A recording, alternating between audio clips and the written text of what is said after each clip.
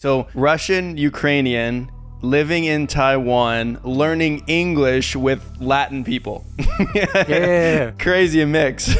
At work, I speak English and Chinese, depends which coworker I'm speaking with. With my family, I speak Russian, but with some other friends, I speak English. That's so useful. Like you can communicate with so much of the world in their first language. What would you say the biggest differences are between Russian culture and Taiwanese culture? The first thing was like super different is that people smile here.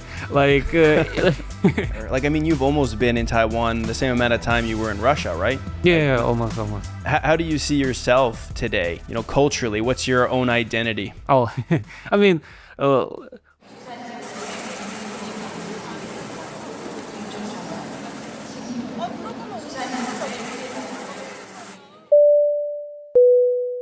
Normally, what I like to do is just kind of find out a little bit about where people are from, where they grew up. So, like, where are you from originally, Alex? oh yeah, sure. So like, I was born in Russia, and I was living there like for for majority of my okay. So I was born in Russia, and then like I lived there, and then like because my father he used to work as an engineer, so like he started to go out of the country. So first he moved to Korea, then like he moved to China, and then like after he started to work here in Taiwan, and then like, at that time like it was kind of like when I was studying in the school in the high school, so I had to kind of like decide what I want to do like after like when I finished the school. So like when I was like maybe like 15 years old or 14 years old, I came here to Taiwan for the first time, like to visit my dad, and then like it was kind of like my first ever like Asian country to travel, and yeah, like from there, like I was like, okay, like I think I want to study here, like for my university. And then when I finished the school, the high school, like it was like when I was like 17 years old, and like I moved here. So like I had to start to learn English and everything, because before for me, like I had like kind of like two paths. Like if I stay in Russia, like I would study IT. So like I passed all of the exams and everything, and I was kind of ready to study there, like in the university. Or like I could choose to come to Taiwan and study business here, like in English. So it was kind of two completely different paths. But I was interested in both because I also used to do some sort of small businesses when I was like a teenager. Like I would buy like scooters, like if it's broken, then like I will repair it, like repaint it, and then like sell it for a higher price. I also did some sort of like online businesses where. So like I kind of like was interested in the marketing in the business, but on the other side, like IT was kind of like a path, like if you want to get a good salary. So like I also was thinking about it, but then like yeah, like I came to Taiwan like to study in the university. Interesting. Okay. So, like, is there a reason that you couldn't have studied IT in Taiwan if you wanted? I mean, like at the time, like it was like 11 years ago. So like in Taiwan, like if you want to study in English, then like it was like only like 2 or 3 universities that you could choose from. Right now, like it's like almost every school, they also have like the English program. So you can literally choose almost anything. For example, my brother-in-law, he studies in English, the IT. But for me, like at the time, like it was like only like business, also hospitality. Like if you want to work in the hotel. So yeah, like it was like only that I could choose from business, hospitality, and I think it's something else. But it was like literally like 3 different majors that I could choose from. So like for me, like business was something that I'm most interested in. And yeah, that's what I chose. So, up until that point, when you said you were 17 when you first moved to go to school? So, up until that point, you just lived in Russia your whole life? Right. I mean, my mom is from Ukraine. I'm from Russia. So like my grandparents, they live in Ukraine. So like I would go there to visit them like every summer. And that's kind of like the only country I've been to. And also like the place where I used to live in Russia, it's like literally on the border with Ukraine. So like for me, like I would go there. But like besides that, like I haven't been to any other countries. So like Taiwan was kind of like the first Asian country and kind of like the third country I've been in. So yeah. Mm-hmm. Wow. I mean, that's a pretty big difference. Like culturally speaking, Russia and Ukraine have a lot of similarities, right? Especially if you're on the border, I would imagine. Yeah. Yeah. But then going to Taiwan all of a sudden, I mean, that's very different. Yeah. I mean, like the first thing was like super different is that people smile here, like because for example, like in Russia, like if I check my photos where I took like when I was like a kid in Russia, like I never smile on the photos, like literally you cannot smile on the photo. But here, like when you come, like you see like people are smiling and like people are kind of friendly. Like I'm not saying like in Russia people are not friendly, but they kind of like they don't show emotions that much. But like in Taiwan, like it's kind of like you can just like smile to everyone, just say hi, and it won't be weird. So like it was kind of like the first cultural shock that like people are kind of like can be nice without any reason, and it's totally fine. Also, like there's like so many scooters because like I was riding a scooter like since like 14 years old. So when I came here, like was like just a small parking lot was like amount of scooters was like same as in whole city that I used to live in. So like amount of scooters was like insane. It's like everywhere the scooters are, and it is convenient to ride scooters, but just like I couldn't think that it can be that many scooters. And also like before, like as I said, like I used to repair scooters and sell them for the higher price. So all the spare parts actually were coming from Taiwan. So like for me, like before, like I knew Taiwan is a place where they make those spare parts for the scooters, and yeah, like that's how I knew about Taiwan. Like the first time, like even before my dad came here, and yeah, like it was kind of like many scooters. Like weather is kind of very hot.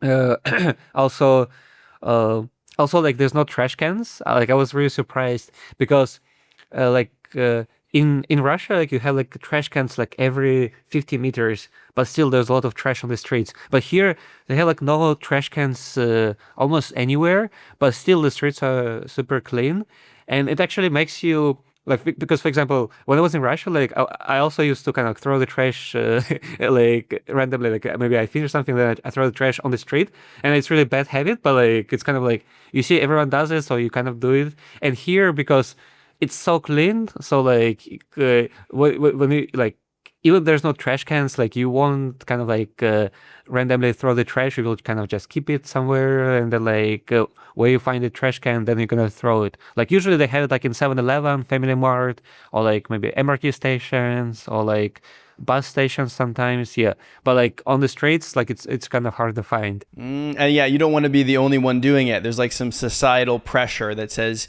don't throw Yeah. trash on the ground. You're you know you don't want to be the only one. Yeah, that's good though. Yeah, I mean, like, because like it's still like as a human, kind of have this sort of you follow what everyone does. So like when it's something bad, you kind of like you won't think it's bad like when everyone does it, but like when no one does it, you will think, oh wait, it is actually bad. So like, you you will avoid it. So how long was your dad in Taiwan before you moved there? It was like for 3 years. So like yeah. So when I came here, like I think like yes, since I was 14 years old, he came here, and then like when I moved here, actually when I moved here, it was like my dad and my mom they all live here, and me and my sister we live in Russia. And then like when I came here, then my mom she would go back to Russia to stay with my sister, and then I would stay with my father. And then like after a few years, and my dad would go back to Russia, and then after another few years, my sister came to Taiwan to study here, and after another few years, my parents also came here. So now like we are like all family living here in Taiwan. Wow. Okay, the whole family basically at one point or another, back and forth. Yeah, before it was like that we never lived together because sometimes my dad is in Korea, then like I'm like in Russia, or like so it was kind of like for a long time it was like that we always separated. But like for now, like for like 2-3 years, like we kind of like all live together finally. That's nice. You're all finally in the same place. Yeah. But so far away from where you're from as well, you know? Yeah, but I don't know, like for me, um, like because I stay here like since 17 years old, so like I kind of don't have like a homesick anymore. Also, Mm. like all of your friends that you had in school, like their life completely changed. So like they're like so you kind of like having like a new life here. So like it's not like affecting you that much that like kind of like yeah, I mean for me, like, because I know like for many people they actually have like a homesick and everything, but for me it was fine, like as long as like all family lives together. So I think it's kind of like yeah, like it is kind of fine. I mean, that is like the most important thing. I mean, a lot of times that's the biggest hurdle that people have to get over when immigrating to another country is just being really far away from their families, right? I mean, we're all connected to our home cultures and the food we grew up eating and stuff like that. But at the end of the day, the biggest thing that you miss from home is usually your family, right? And Yeah. so if you can all move together, even maybe not at the same time, like you guys were kind of staggered, right? Coming at different times, at least you're in the same place now, then I feel like it would be easier to like fully embrace a new country as your new home country, right? Because you're not thinking about Yeah. your parents or your siblings that maybe you left behind. So that's pretty nice. So, but out of all of your family, have you been in Taiwan the longest? Yeah, like for me, like now, like I'm here like 11 years. So my dad used to be here for 5 years, and now for another 2 3 years. And my sister, she's been here for like also like 5 6 years. So yeah, like I'm kind of like the longest one. You've been there like double your family essentially. Yeah, Yeah. So do you feel like you're the most integrated into Taiwanese society as well? yeah, I would think so because I can speak the language, and I kind of had to go through all of the challenging parts because like the only easy part for me was like when I came here, uh, but after that like I had to quickly adapt like because um like I had to find like part-time jobs to pay for tuition. I had to find like way to speak Chinese, the local language. I had to kind of like understand like the laws, like how to open the account at the bank, how to rent an apartment. Like those are kind of like little things that you might not think about, but like when you start to live in new country, like you have to kind of like find a way like to work on those things and figure them out. For example, like renting an apartment, like it might sound easy, and usually it is easy like if you want to rent a very expensive apartment. But like I mean, like when I'm in school, like I'm not gonna rent an expensive apartment. So like when you want to find a cheap apartment, you're competing with a lot of people, and for the landlord, like they like for them like they much more likely to rent it out to the local person than like to rent it out to the foreigner. So like for you like to convince like a landlord like why they need to rent it out to you, like it is very hard. And usually like apartments here, like if it's a good apartment, like then like it's gonna be rent out like within like 1 day like or 2 days. So like you see Whoa. like oh there's like a good apartment, so you call them, you like trying to make an appointment like right away, like whenever is the earliest time when the landlord can, and then like yeah you try to convince them. Or like another thing is like open a bank, like open an account in a bank. Like it is kind of uh, like a challenge sometimes because the local staff when they see you like it's a foreigner, like a procedure is a little bit different I guess. So like for them like the easiest thing they can say is just like oh no, like we cannot open an account for you. Like even like they can but they because they just don't want to how to say, they don't want to deal with it. So like they say like oh no, Mm, like so you have to kind of like also convince them like why you need an account here. Otherwise like they will just say no, and then like you won't open an account. mm. Well, and I would Yeah. imagine that all of those things, like figuring out how to pay tuition, getting a part-time job, opening a bank account, you were probably doing those things for the first time, right? Or Yeah, like, yeah, yeah. because at 17, you wouldn't have a lot of experience doing that stuff even in Russia. Right, right, right. So So that makes it even it, harder. it was kind of a challenging part, but like I had some friends, like Taiwanese friends, for example, like they would go with me to the bank sometimes because I don't speak, like I couldn't speak Chinese at the time, and sometimes like it's just easier for the staff to speak in the local language to solve your issue. Like it would make it easier sometimes. So like yeah, you're kind of like trying to find different ways around and make things work. So yeah, like it was challenging, but like it's still kind of like because you need it, so you will try to figure it out how to do it, or like get a local driving license. Like you have to find like, okay, how, like what is the process, like how to get it, like what are the rules here, how to do it. So it's kind of like a lot of different challenges that, but you kind of like figuring them out. And it is really good like when you have like some other foreigners who you can ask for example, when I finished the university, you need to find a work here. But like in school, they never teach you like how does it work for foreigners to find a job here. Like for them, like it's kind of like they want you to finish the school and go back to your country. But like if you want to stay here, like you need to figure out like what is the like process and everything. For example, for Taiwan, like if you graduate from the local university, it's actually much easier for you to get a job here in Taiwan, but you have a kind of like a point system. A lot of different things going to be like a different points. For example, if you got a degree in Taiwan, it's like how many points. You can speak other languages, how many points, and like they kind of like add up, and you need to surpass certain amount of points to be able to be hired in Taiwan. But like in school, like you don't know about it. And the problem there is because you actually need to prepare some sort of certificates. For example, you need to pass the Chinese language certificate, you need to pass the English, like that you can speak English, and get certificate and other stuff. And if you don't know about it, then like you will wait until the last moment. And when maybe you go on an interview and they hire you, and then you will start to work on those things. And those things take sometimes 3 months, 4 months to get all those different paperwork. So like it would be good if there was some like teachers telling us about this, but like they didn't. So like it's only like you can rely on some other foreigners who went through those things and who can teach you like that, okay, this is how it works and this is what you need to do. Like when you were in Russia before you moved, you said that you had kind of two options. You could stay in Russia and study IT, or you could move to Taiwan and study business. But if you moved to Taiwan, you'd have to learn English. So Yeah. when you arrived at 17, how good was your English? Oh, it was really bad. Like I remember, like I did the self-introduction in the class, and like no one could understand what I was saying, and even like I, like I don't remember what I was saying. But yeah, it was like, uh, it was kind of bad at the time, and because like in school, like you learn maybe how to say like hello, how are you, like you know some words, so it's easy for you to understand, but like you never actually speak the language.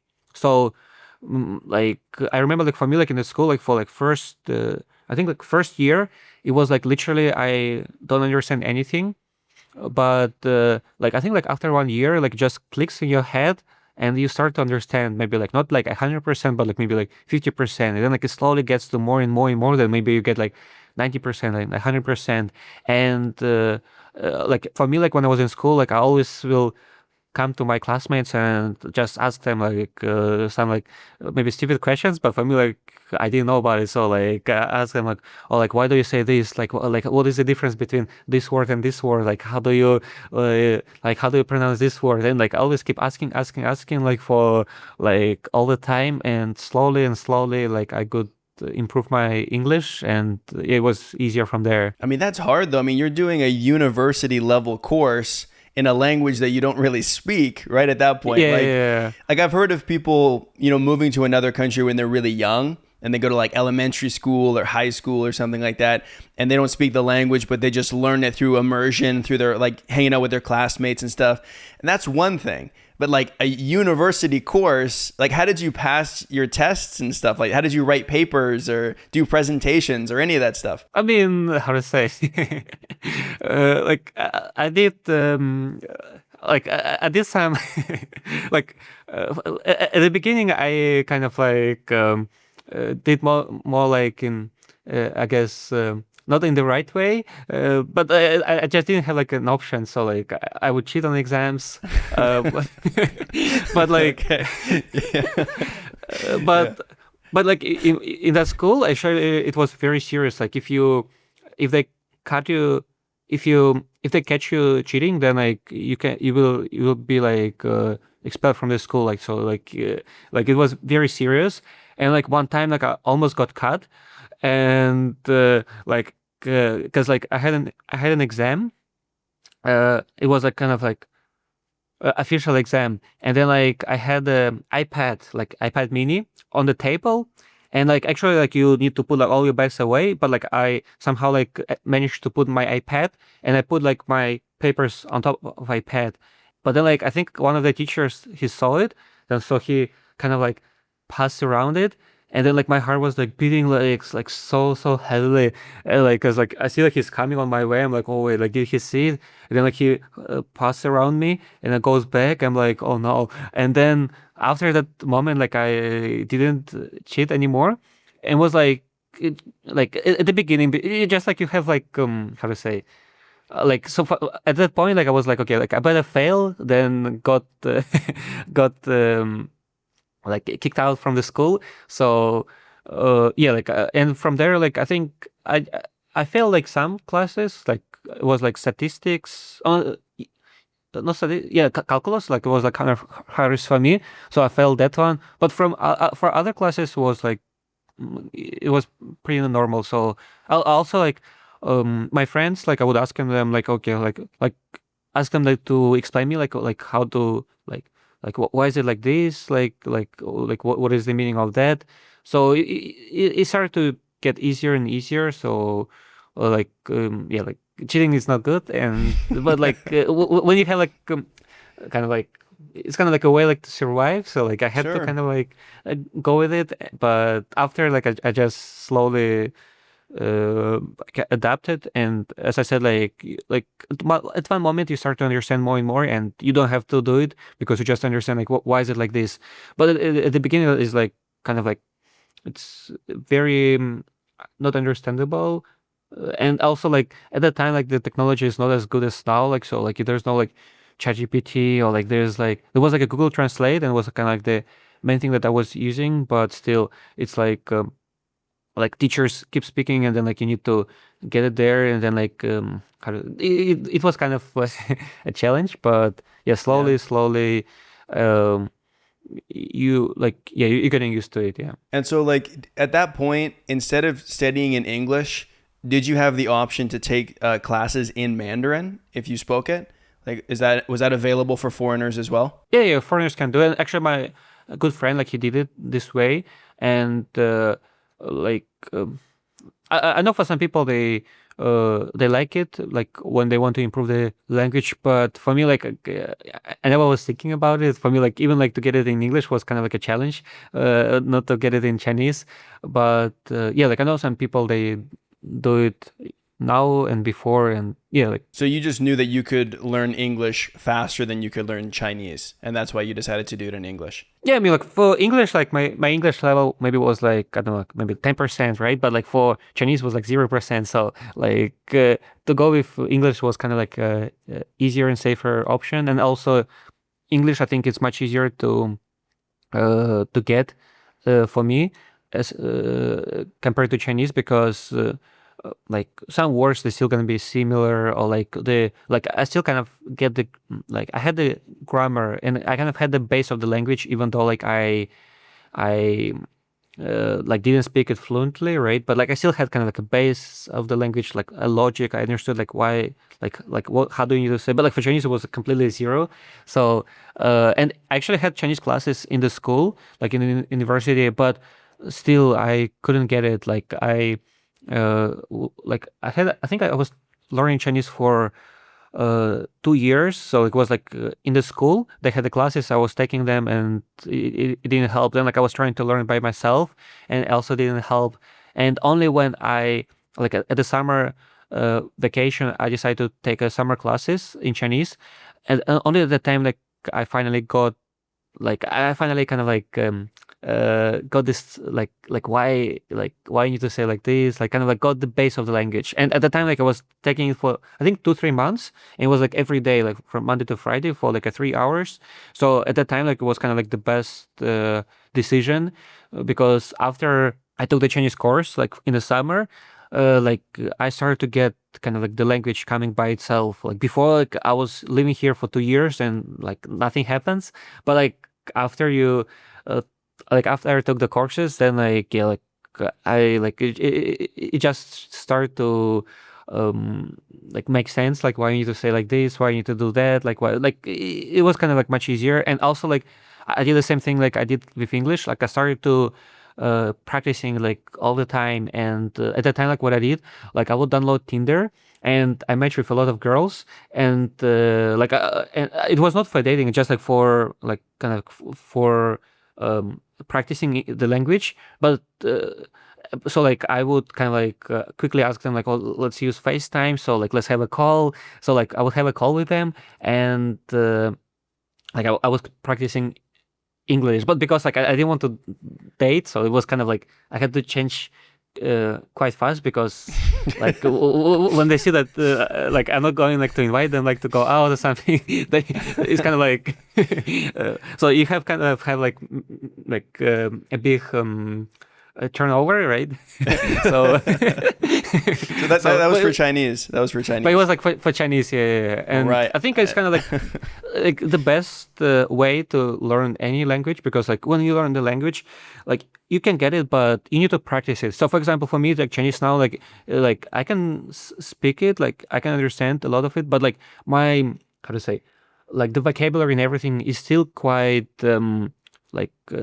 Quite small, I would say, like amount of words I know, but because like I practice a lot, so like I can use a lot of simple words to say some complicated stuff, and it does sounds like I know a lot, but like my like 'cause I only had like 3 months of the like of the course, and when I live here, like you still get some words and everything, but like I was never kind of like staying and learning the kind of like the vocabulary and stuff like that. So like I wish I could, and then like my Chinese would be like even better. But like as I had to work all the time, and so like I didn't have kind of like this uh, privilege to stay and long and learn the language for a longer time.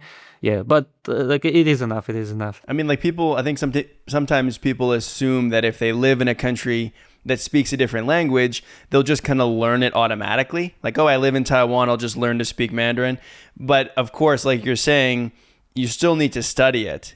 As if you were still in Russia or any other country, you still need to study the language to learn it. It never happens automatically, you know? Right, right, right. You need to, And learn some grammar stuff, put yourself in an environment where you can hear it and all kinds. It's a process, right? yeah, and also it's kind of like I was lucky in the school because I was only one Russian there. So I had no one to ask, because if you have like someone, because like in school there was like a lot of different people from different countries, and they would be like different groups, like people from Latin America, people from Indonesia, people from Vietnam, people from France, people from US, people like so like from different countries. And for me, like I like so like they would ask, and it would be easier for them. But for me, like I had to immerse in each different culture and each different group, and find a like. So it was kind of like I think was I was lucky because my like and I think it's also like the reason like why for me like culturally I adapted much quicker to the different culture and actually different cultures, because it was like people from different countries. And why like in terms of homesick and everything, like I don't have it that much, because like it was like you slowly kind of like lose connections with like with your own country, like when you don't have okay, people and everything, like so like you go kind of like by yourself with people from all other countries. So I think that's kind of like the reason like why I could quickly adapt to living abroad and also get the language. But I know some other people who live here like for 20 years and they don't speak any Chinese. I think it also depends on the kind of like your cycle, like who are the people who you are hanging around with. So like if you come here and you hang out with your local like the country mates, and like you're probably not gonna learn like as fast as others. And yeah, so it was kind of like the reason like I could learn. Yeah, I mean, you have such a crazy kind of like cultural background. Like, so Russian, Ukrainian, living in Taiwan, learning English with Latin people. Yeah, yeah, yeah. It's I like also like it's crazy a mix.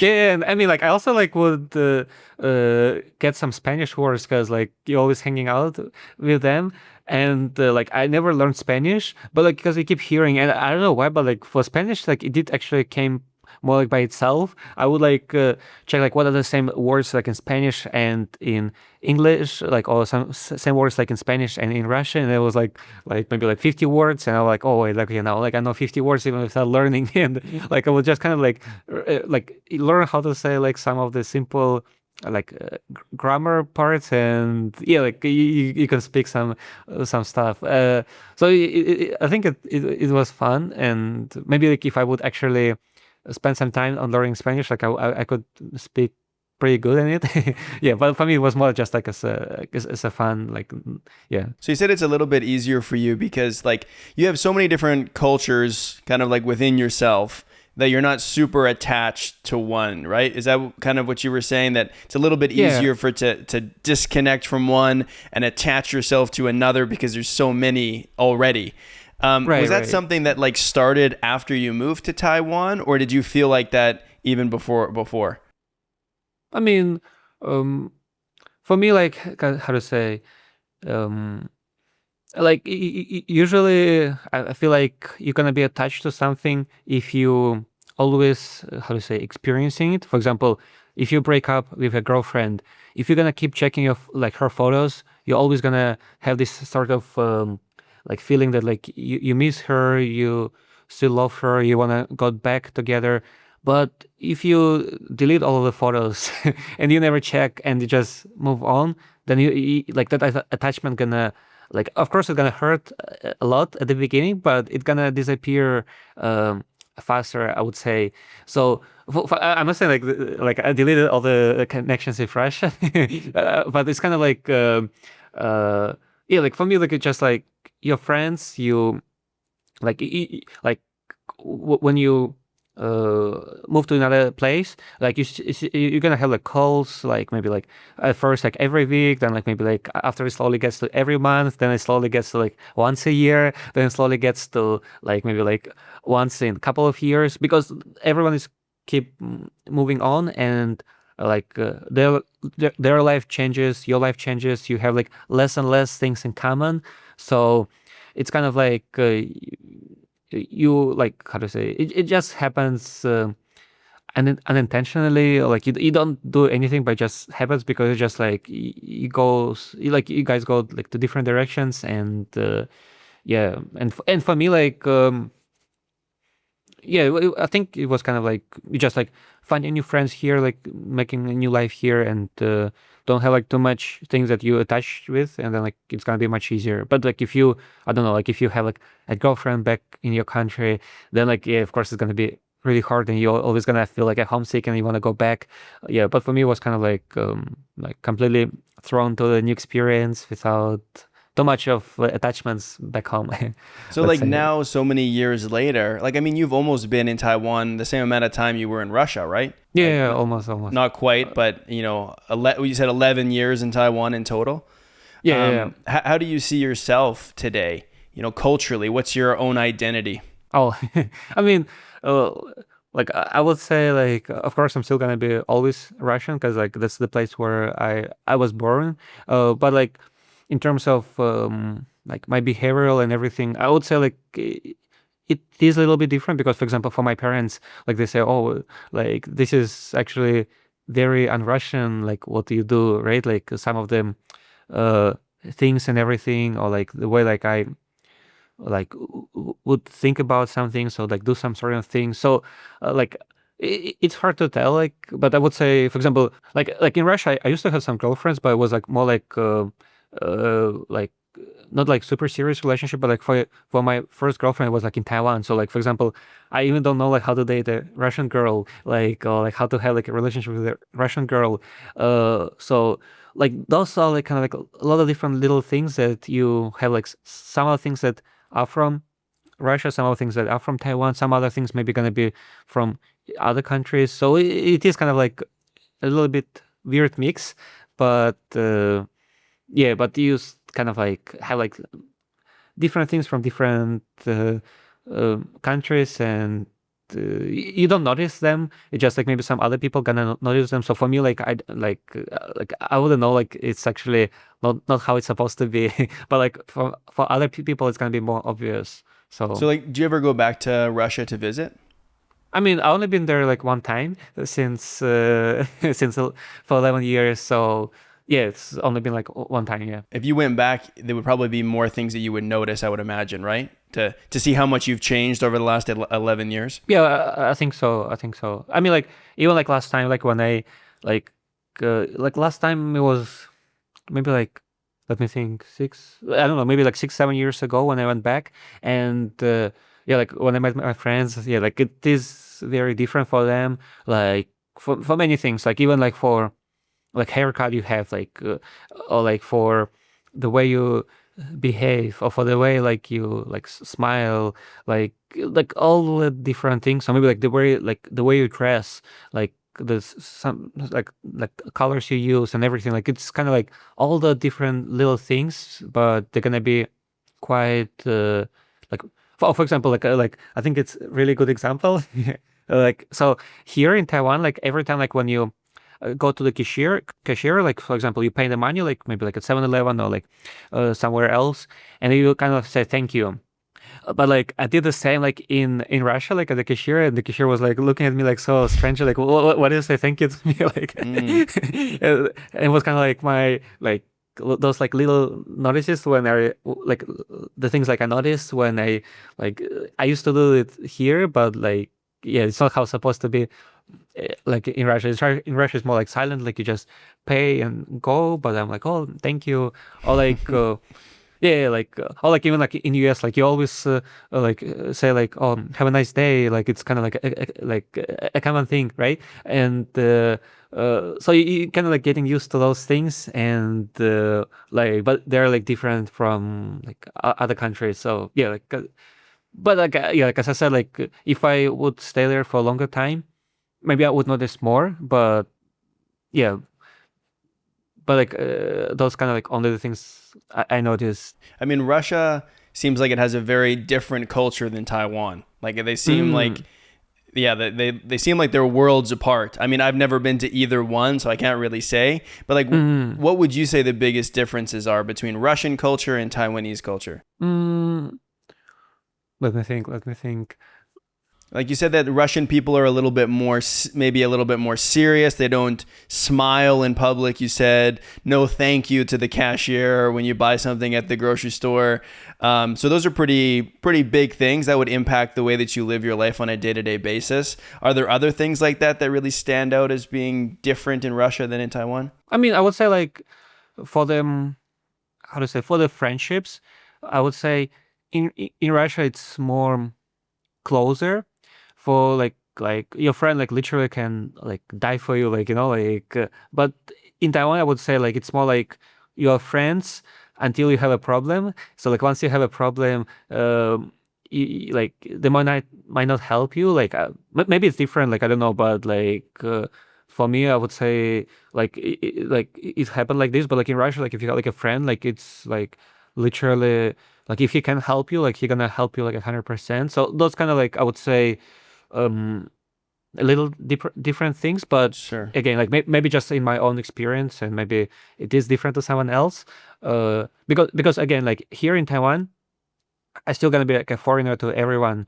Like so even though like I don't feel it because I live here for so long time, like and you go out like maybe like in MRT or somewhere else, and everyone look different from you, but you don't feel like that you look different because like you feel this way like when maybe like for the first month, for like a couple of months, but like slowly you just feel that you're the same. But of course you're not the same, and you're not the same for everyone else. So yeah, like you still kind of be like a foreigner for everyone. So like maybe the way they treat you is not going to be the same as they treat local people.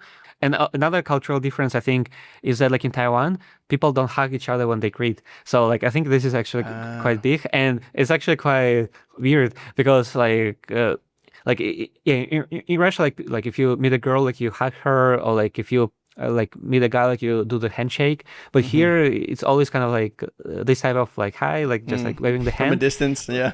Yeah, from a distance. But like Hmm. when you meet, like for example, for the day, like you don't know, like can you hug her or not?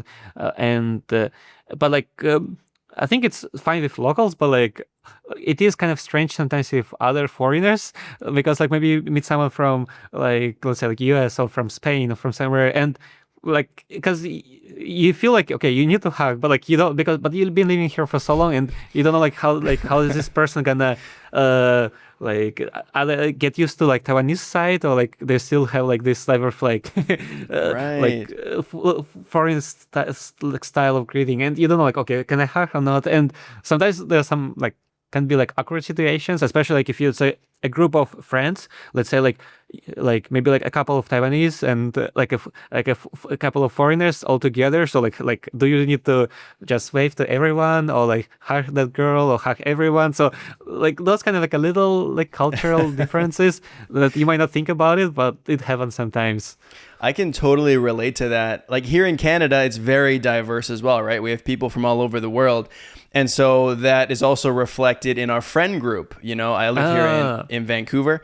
And so, but my fiance is from Colombia. So we have Canadian friends, we have Latin friends, we have Chinese friends, we have people from all over the place. And everybody greets differently. And so then we hang out in a group, and I'm always like, oh, I don't know what to do.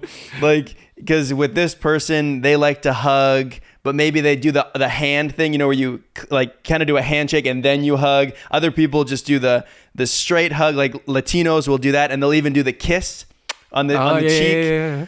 And then, you know, Chinese people or Taiwanese people, they don't want to touch at all. So then they kind of look awkward and they stand back and they do that Yeah, thing that you yeah, said where they yeah. just wave. And then it's so confusing. I'm always like, if we just had one way that everyone could greet, it would be so much easier. But Mm, you have to look at each person and then decide what's comfortable for them, right? Like right, right, right. I don't want to hug somebody if they don't want to hug me, right? Because then it's Yeah, yeah, weird. yeah, yeah. And so I Like totally know what you mean. for example, like I have like a foreign friend. So she's a foreigner and her husband is Taiwanese. So like for them, like they for example for friends they used to do like two kisses like to the cheeks. And when I'm there like in front of her husband like kissing her two times, and like oh does he understand it's normal, or like he gonna think uh, oh like this is weird. So like I remember like when I did like a couple of first times in front of him, I feel kind of like I don't know, like strange. But like yeah, it is just like a part of their culture. So like you don't know, like okay, like how like that, like yeah, like if it would be kind of like I don't know, like universal, I guess it would be easier. But mhm. but I yeah, mean, I think it is a good thing because like being in diverse environments, it stretches you in different ways, right? You have to adapt and you have to be a little bit more aware of like how other people do things, which is good. It's difficult, but it's good because if you live in a country that you know only has one culture or one group of people, then you start to assume that the rest of the world is like that, and yeah. it's not. The truth is it's not. Every country is really different, and so it sounds like you've had an opportunity to be exposed to different cultures from a very young age. Like you're very familiar with, you know, this group does it this way and that group does it that way, and that's okay. You know, Right, right. they're both okay. So like living in Taiwan, what language do you use the most? Like, do you speak more Mandarin? Do you speak more English? You speak Russian with your family, I would imagine. How does that all look? Okay, okay. So it was a little bit different uh, for like different periods of the life at the time. So like for at the beginning, for like when I was in school, like in the university, like it was like mostly English, and it was getting more and more Chinese. So I would say like maybe like first like 2 years it was like I would say like 100% English. Then oh okay maybe like let's say like it was like 80% English and 20% Russian because my dad was here. Then like my dad left Taiwan. So like then I didn't speak Russian for like I think like 3 4 years until my sister came here. So like it was like English, and I was actually getting Chinese. I was starting to like to date more and more with local, like with so like I would get like Taiwanese girlfriend, like we speak Chinese, so it was getting more like to like I don't know like maybe 70% English and 30% Chinese. Then I finished the school. After I finished the school, like I got my first job, and there, like I was the only one foreigner, and there, like I had to speak Chinese all the time. So like at the time, it was like maybe like 90% was Chinese and 10% English, and actually was like at the time like I would start to forget some of my English, and uh, and then like I switched to another job. Also, like my sister came, and after also so like I would once I switched to another job, then like that company, like there's many foreigners. Also, like we do business for like I would say like American market the most, and I had to speak English more. So at that time, like it switched back to like maybe like 60%, or maybe like 50% English, 30% Chinese, and 20% Russian. And actually, it's like at the time, like when I didn't speak any Russian for like a few years, I actually started to forget many words. And even now, like because I left Russia when I was 17. So, for example, for the school, how do you say like those things in, like, for example, credit, semester, like a lot of different nuances or those things. You don't know how to say that. Like I don't know how to say them in Russian. Also, like for the business, like when I need to explain like my parents, like what do I do like in Russian? Like I don't know. Like I never learned those words in Russian. So like like like sometimes I feel like kind of like as a child for my level of Russian. So it's actually another thing for me, because as you mentioned, like I have been living like out of country, so like I have different cultures in me. But there's actually one thing that like for so I can speak like Russian, English, and Chinese, but like I cannot speak none of those languages perfectly. So like like because like for Russian, like it started like when I was 17. For English, like I would say like I know the most like words in English, but still like I'm not native in English. In Chinese, the same. Like I know a lot, but I'm not native. So like it is kind of a weird thing for me, because like none of the languages I can speak perfectly. So yeah, it's something interesting, I would say. Between English and Mandarin, which one do you speak the best, you think? In English, yeah, English. yeah, Okay. yeah. But nowadays, like in current times, what do you speak more of on a day-to-day basis? Is it now more Chinese? I would say because at work I speak English and Chinese, depends which coworker I'm speaking with. Like with my family, I speak Russian. When I go out, to the like restaurants and other things, like I speak Chinese. But with some other friends, I speak English. With some other friends, I speak Chinese. So I would say like it's kind of like maybe like more or less equal mix of different languages. That's really cool, though. I mean, like you can speak the languages of like the three biggest countries in the world, right? Oh, Russia, China, and I'm going to say Canada mm, because I'm Canadian and we speak uh, English. I mean, those are the three biggest countries in the world, and you can speak all three of those languages. I mean, like in terms of practicality, in terms of usefulness, I mean, you almost couldn't do any better. Like that's perfect. mm, Because I've yeah, heard just need people say Spanish. that, like, yeah, Spanish or maybe like Hindi or something from India would be really useful. But I've heard people say like, oh, I would love to learn Chinese, or I would love to learn Russian, just because there are so many people that speak those languages. And it's like, I mean, yeah, but like that's a dumb reason to learn a language. Well, like you need to have a use for it, right? You can't just be like, oh, I just want to learn this because so many people speak it. If you don't have an actual use in front of you, you'll never become fluent. But for you, you have like such practical reasons, for all three of those languages, that like, and every day you're using pretty much all three of them. Like that's so useful. Like you can communicate with so much of the world in their first language. It is a convenient thing, and yeah, like I would say like if you learn the language but you never use it, like you're gonna forget it like very quickly. So like you need to have kind of like the reason like why you need this language, and you need to always apply it, like watch the movies in this language or like try to speak this language. I think like now it's actually pretty cool because they have like those AI apps where you can actually speak with AI in the different languages. Yeah. So I think it's actually something very cool to learn the language. I didn't try it, but like I saw some ads and I was like, oh wait, if it actually works, I think it's actually a very good thing. Like because sometimes like you need to like practice a language, but like you cannot find like a friend where like with whom you can practice. So like when you need to practice with them, like there's always kind of like they want something back, right? Like if it's a girl, maybe because she wants to date you. If it's a friend, maybe they also, or maybe like they also want to learn your local language. Then so it's kind of like there's always some sort of like there should be also a reason for them, like why they need to, like why they want to do it. So yeah, I would say like those apps, like in theory, they could solve it, but yeah, like I haven't tried it.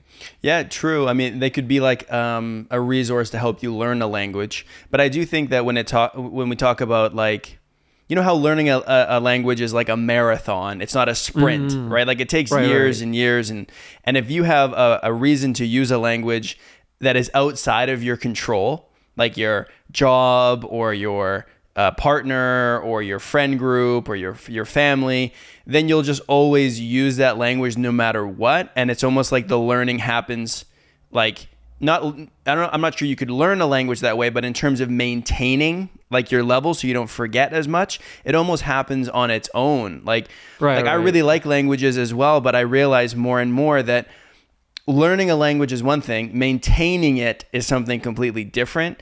And so I, like for my main channel, I do a lot of videos in Filipino, right? In Tagalog. And so it's like, you know, it's part of my job. And, you know, up until very recently, I also edited all of my own videos. So I wrote subtitles, like hours and hours and hours of subtitles, like putting them from Tagalog into English or whatever. And so I just use the language for that. And then I'm an English native speaker, you know, so I speak English with my family, of course, and a lot of our friends. And then, like I said, my fiance is from Colombia and we speak Spanish with each other at home. So I speak Spanish every single day with her. And so it's like, because those languages are all a part of my life, just like yours are, I know that I won't forget them. But then I've also learned German. I got no use for German. I don't really have any German friends. My family doesn't speak German. And so like, I just forget that language. And now it's a chore. If I want to practice German, I have to kind of, okay, I'm going to listen to this podcast in German, or I'm going to practice some vocabulary, or I'm going to go on Discord and talk with someone, but it's a choice. I have to do it. The other languages just happen because of my lifestyle, right? And it is much easier like when it happens because of your lifestyle, because you're not like forcing yourself. It's like when you, for example, speak Spanish with fiance and like you want to learn it, like you're actually going to be like way more motivated than like if you just want to learn Spanish by itself, right? Like if you have like a good motivation and something that you're doing that like you're happy, because for example for you, like of course you're going to be very happy if you can speak better Spanish with your fiance, right? So I think like those kind of like little motivations like will make the whole process much easier. I think like but the language, I think it is a cool thing, and once you can speak at least more than one language, it's gonna get easier and easier. Absolutely. Yeah, you kind of like prove to yourself that you can do it as well. You're like, oh, I'm capable of doing this, right? Because you didn't grow up with more than one language, right? You just grew up with Russian, is that right? Right. Yeah. Yes. So like when you were 17, you kind of had to prove to yourself that you were capable of learning to speak another language. And that's a big hurdle. And I feel bad that a lot of English speakers particularly, never get to prove to themselves that they can learn another language. Like I'm basically the only one in my family that can speak another language. My sister speaks some French, but mostly my family just speaks English. And that's good because, you know, English is a very useful language, but sometimes I feel bad that they don't have the opportunity to see what it's like to speak another language, because it changes the way you see the world. Like it really opens your mind to like new ways of expression, and it's crazy. And just like all of your experience going to be completely different, because for example, let's say like if you're in Philippines and you speak English, you're going to have like one type of experiences. But like if you speak local language, the way that people treat you, the way like things gonna work, I think, is going to be completely different. So I feel like Absolutely. if you can speak the local language, just like the way people interact with you is going to be, yeah, like much closer, much more like it's going to be to the locals. So I would say, yeah, if you can speak local language, your experience is also going to be more like a local experience. But if you only can speak like English, your experience is going to be more like as a tourist. So, Sure, um, that's true. You mentioned earlier that even though you don't necessarily see yourself as a foreigner in Taiwan, as someone who's different, you know that other people treat you like you're not from there. Do you think that has to do with the way that you look? Like, is it just based on looking foreign, or does it have to do with the language, or why do people treat you differently? I mean, yeah, because for Chinese, like I still gonna have an accent when I speak Chinese. Yeah, like the way I look is also gonna be different. So, like, for example, for me, like I like to order the food. Like, for example, when I don't order it in the restaurant. If I want to take out, I just call them first, and then like I gonna come and pick it up. And for people, they like when it's same restaurant, like they're like, oh, is this foreigner calling? Like, I mean, like it's not like how to say it's just like this kind of like tag like a foreigner and yeah, you always kind of like I'm not saying like it's bad thing because or it's a good thing. It's just like how it is, and I'm not pretending. I'm not like expecting to be like a local, even like after living like for 40 years. So you're just gonna be like a foreigner, and especially because I would say like here it's more conservative in terms of how like how diverse it is, because still majority of the population are Taiwanese, right? So like in the country where majority are the locals, like it's still gonna be more like a foreigner. Like maybe like in US or in Canada, like where they're like more foreigners, it's easier for you to kind of like integrate as a Yeah. foreigner and don't feel like as a foreigner. But like on other like in other countries, like in Japan, in Taiwan, I think in Philippines, in Thailand, in Vietnam, like especially where you look very different, yeah, it's like you're gonna get like this type of tag, and you cannot remove it. So like Yeah. they make note essentially. Like if you order food for pickup or for delivery, they make note that hey, this is a foreigner. This isn't a Taiwanese person. Yeah, but I mean, like, it's not a bad note. It's just like because they know what I order, so it's like, oh, like, for like, do you want to do the same thing? So they actually even remember like what I ordered like last time. So like they're gonna be, oh, do you want the same thing or not? Or because sometimes like when I like, but there's another challenge because sometimes if I want to order something else, like they won't understand it from the first time. Like I need to say like a few times sometimes, especially if it's something more complicated, and then like they will get it. But you mean you're kind of like getting used to it, so it's yeah. I don't feel like uncomfortable with that or like any sort of like unhappy. It's just like how it is. Do you think it would be different if you were like, let's say, a Taiwanese person who was born and raised in Canada and then moved to Taiwan? So you looked Taiwanese, but you didn't necessarily speak the language as a native speaker. Do you think the experience would be different? Yeah, it will be different, but also because I have also many friends who, for example, they were from like Canada or from US, but they moved to Taiwan, but they look Asian, right? Like maybe their parents from like Hong Kong or from China, from other countries. Uh, but there's like a problem because they don't speak Chinese, but everyone gonna assume that they speak Chinese, so it kind of makes them unhappy. Uh, like because if so, like I'm not saying like if it's a good thing or bad thing. Like if they can speak really good Chinese, like it will be much easier for them to kind of like integrate, like immerse with the culture. But like if they don't speak, they will be actually like very unhappy because everyone gonna think and assume that they speak Chinese. Even like for example, at my work, like we got like a new coworker and he's from America.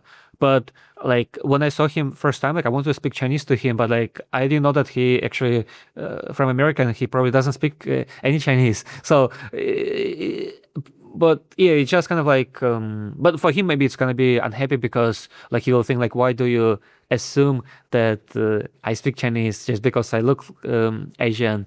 So I Right. would say like it's kind of like pros and cons. Yeah. Yeah. Yeah. And they might also hold people to a higher standard if they look like they're from there. right? Like you're saying that they expect them to speak Chinese, where when people look at you, they probably don't expect you to speak it, right? Yeah. It's more of a bonus. So I would say like, yeah, like there's not a perfect like solution to this. It's just kind of like for different people, it's going to be a little bit different, and yeah, you just kind of like have to live with it, right? You have Sure. to get used to it. Would you like to live in Taiwan forever? Would you like to stay there permanently? I mean, I would like to try to live somewhere else as well, because for me, like right now, like I only been living to in Russia and in Taiwan. So like I think it would be nice to like kind of explore different countries and see like how's it there. So like I think it's really nice place. I really like to live in Taiwan, but I also like to see how's it in different countries. Yeah, I mean, that's the cool thing about, how diverse the world is. You can always just find something else. And I think that's super interesting. Like I've always been interested in other cultures. I mean, that's the reason that I do this podcast is I'm just like genuinely interested in how things work in different countries. And I've always been like that, ever since I was young. I just wanted to know what was going on. Oh, what's going on over there? What's going on over here? Like how do they live life and what's different and what's the same and what languages do they speak and everything. So this has been a really fun conversation, man. Thank you for doing this. Honestly. No, thank you, Jared. So I hope it was it was good. It was perfect. Yeah, and so before we wrap up, Alex, can you just tell people how they can find your content online to check out your videos? Oh yeah, sure. So like on Instagram it's like LexWW, and on YouTube is the same LexWW, and there you'll see some videos about Taiwan. So yeah, like if you want, you can follow. Yeah, definitely. Your videos are awesome, and I really enjoy them. So definitely, I'll put links in the description, and then people can check it out that way. Okay. Okay. Yeah. Sweet. Thank you so much, man. Thank you. I appreciate it.